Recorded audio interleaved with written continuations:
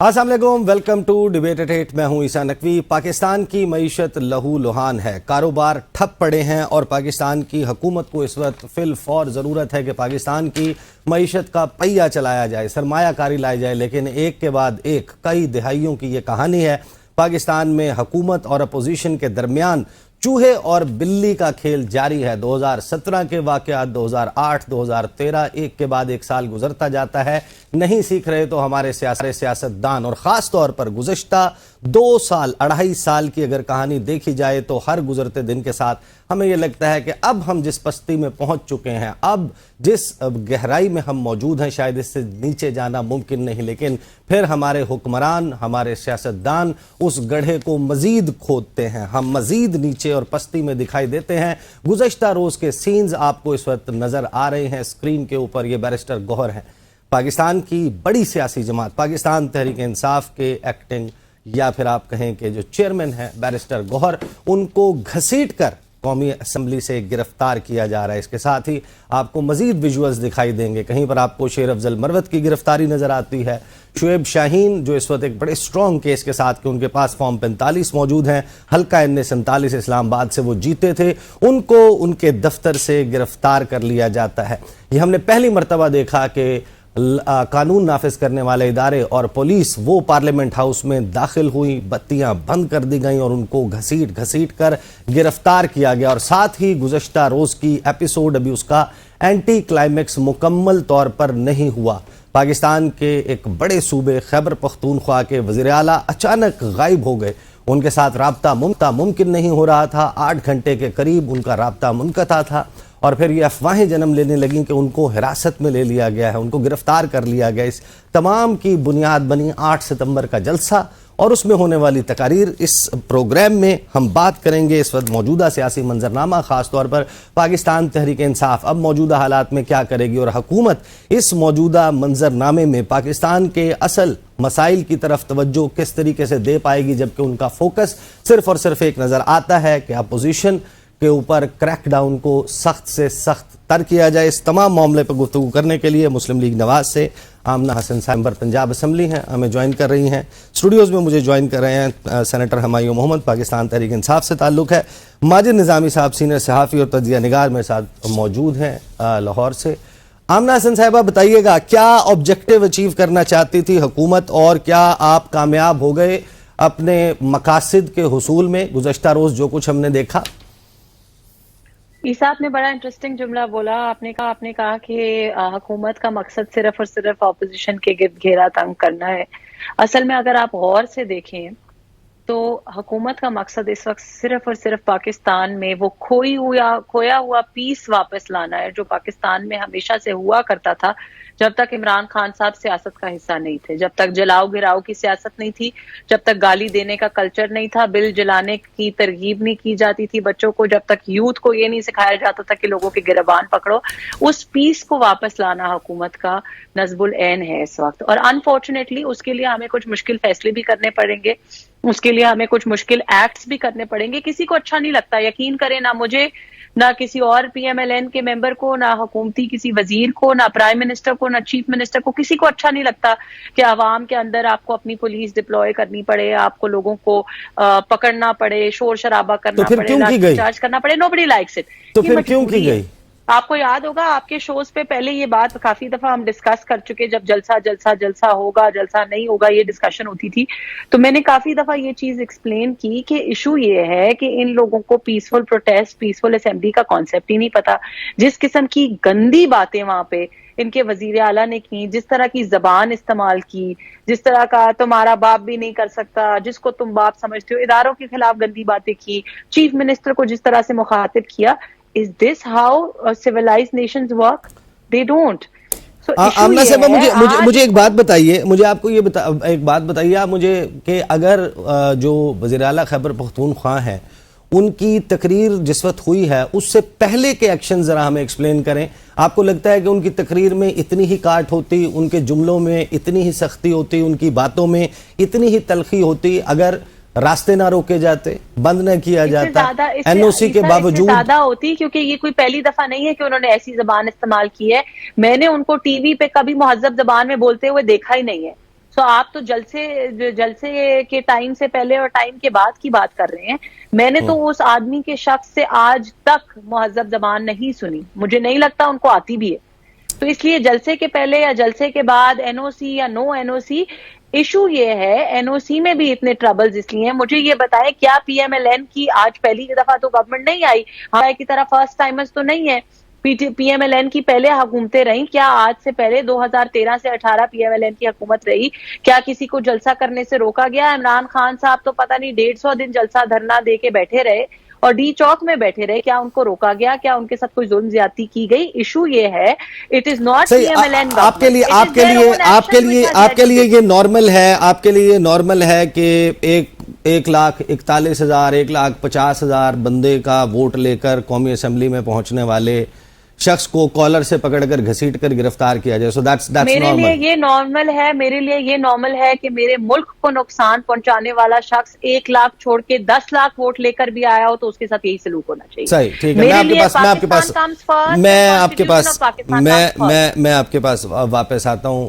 ہمایوں محمد صاحب, سو دی sons are normal. یہ آمنہ صاحبہ کہہ رہی ہیں کہ یہ کوئی مسئلے کی بات نہیں ہے جو پاکستان کو نقصان پہنچائے. 1 لاکھ ووٹ لیا ہو, 10 لاکھ ووٹ لیا ہو, اس کو اسی طرح گھسیٹ کے نکالا جائے گا. بسم اللہ الرحمن الرحیم. ایاک نعبد و ایاک نستعین. جب ہم پڑھے لکھے لوگوں سے اس قسم کی باتیں سننے شروع کر دینا, جب ہم ان لوگوں کو جو ڈیموکریٹک ویلیوز پہ بلیو کرتے ہیں, جب ہم ان کو ان ڈیموکریٹک کام کرنا شروع کر دیں, اور وہ بھی اگر ان کا پروفیشن بھی وہ ہو جو ڈیموکریسی یا آئین کو تحفظ دینے والا ہو, تو پھر اس ملک سے کیا ہوگا؟ جن لوگوں نے غیر آئینی طور پہ اس ملک کے اندر الیکشنز کو 1 سال ڈیلے کیا ہے, وہ 1 گھنٹے کے اس کے ڈیلے کی بیسس پہ پاکستان تحریک انصاف کو سزا دینے کے چکروں میں خود آئین کی وہ پامالی کر کے وہ جو الیکشنز اکتوبر میں ہونے تھے, یا وہ صوبائی الیکشنز جو کہ مارچ میں ہونے تھے اور پھر مئی کی 14 تاریخ کو ہونے تھے, وہ ڈیلے کر کے, سال کا ڈیلے کر کے, اس وقت ان کو کچھ نہیں ہوا. آج ان کو وہ 1 گھنٹے 1.5 گھنٹے کی وہ تکلیف ہو رہی ہے. ٹھیک ہے, اچھا میں یہ بات یاد رکھے, یہ جو باتیں کر رہی ہیں نا کہ عمران خان جب سے آیا ہے, میں بات کرتا ہوں جب 1997 میں پرابلی جب سپریم کورٹ کے اوپر دھاوا بولا تھا, اس وقت عمران خان تھا.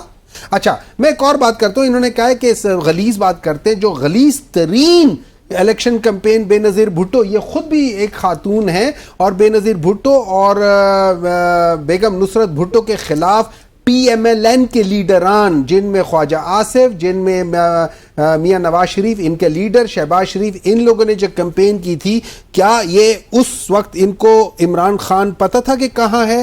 اس وقت تو عمران خان نہیں تھا نا. اس پولیٹیکل سیناریو میں غلیظ ترین چیزیں ایک منٹ ہولڈ کریں. جس وقت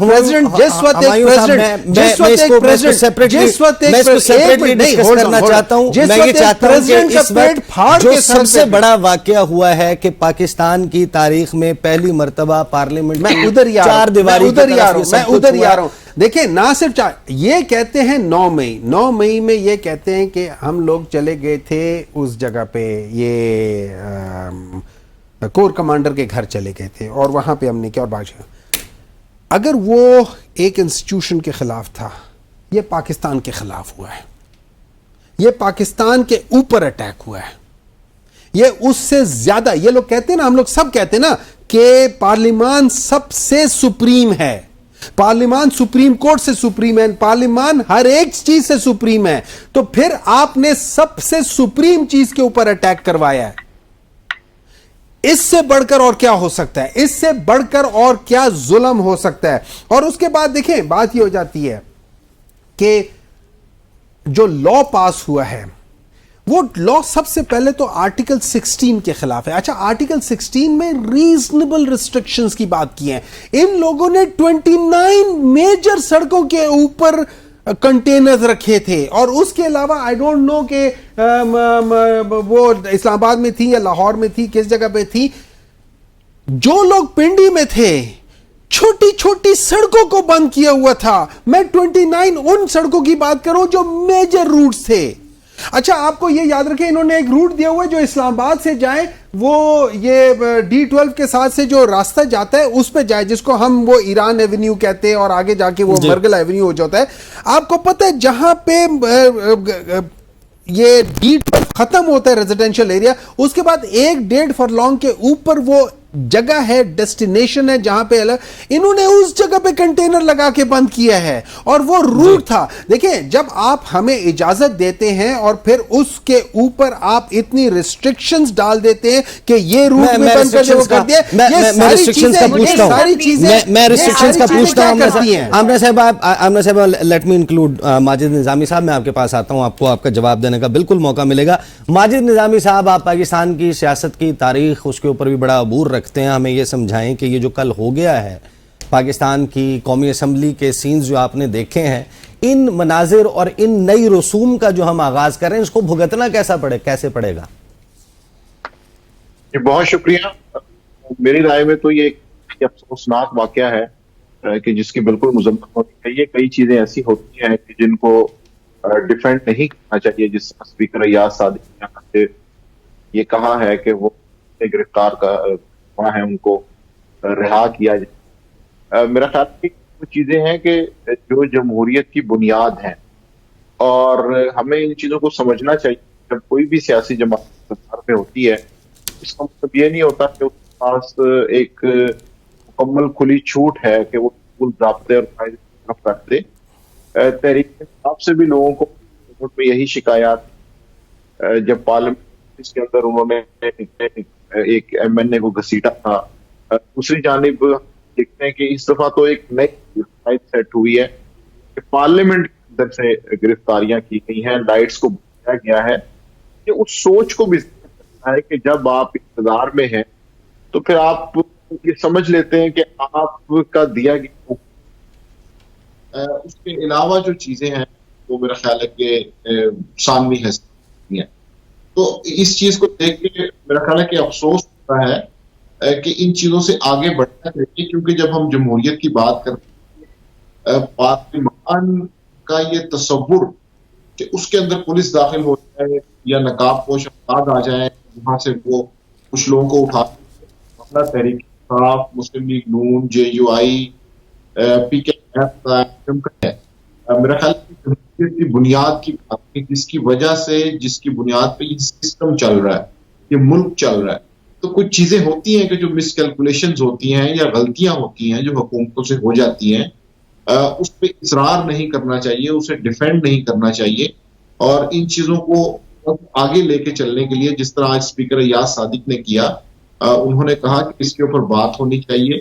بالکل اگر کسی کا قصور اس میں نکلتا ہے تو FIR ہونی چاہیے اور ان تمام لوگوں کو رہا کیا جانا چاہیے. صحیح.